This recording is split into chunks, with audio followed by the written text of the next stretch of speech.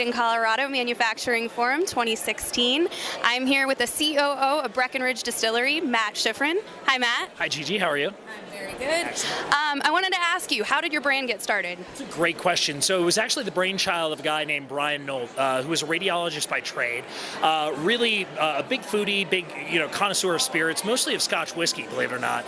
And he sort of had this revelation one day that he wanted to develop a high rye mash bill, essentially a Colorado bourbon with a high rye mash bill, but really building on the principles of Scotch manufacturing.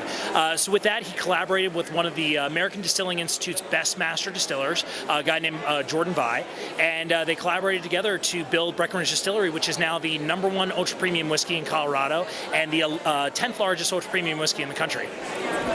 And tell me a little bit about why Colorado. Why are you building your product here? It's a great question. I mean, really the fundamentals of why we're in Colorado is the water, which is unique.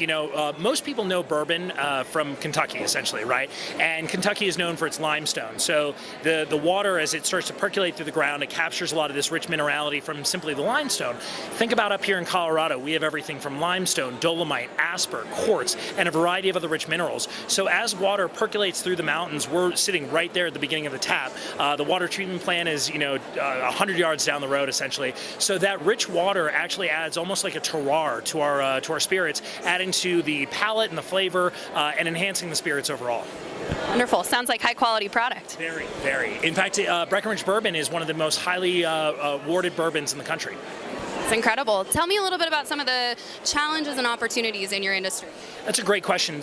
So the challenges in terms of the industry is obviously you're competing against some of the biggest players out there. Diageo, Brown-Forman, Constellation Spirits. These are brands like Jim Beam, Jack Daniels, Woodford, Makers, and a variety of others. So that's obviously a big challenge of not only how do you differentiate yourself, but then how do you compete against them when oftentimes they're spending overwhelming force to really build their brand. The other thing that I would say is one of the great things, though, is craft spirits are really seeing this surgence that hasn't been seen before. Very similar to craft beer in some ways. 7 years ago, the craft beer industry just absolutely exploded, and we're now seeing the same thing taking place in spirits, where people are thinking outside of the box when it comes to what they want to drink for their everyday bourbon. Awesome. And here we are at the Made in Colorado Forum. Just wondering, how does networking with other manufacturers impact you as a business person and as a maker? I got to say, one of the coolest things of this event in particular is seeing how many different manufacturers there are in Colorado. I think for all of us, there's a great sense of pride living and working in Colorado and supporting one another in the industry.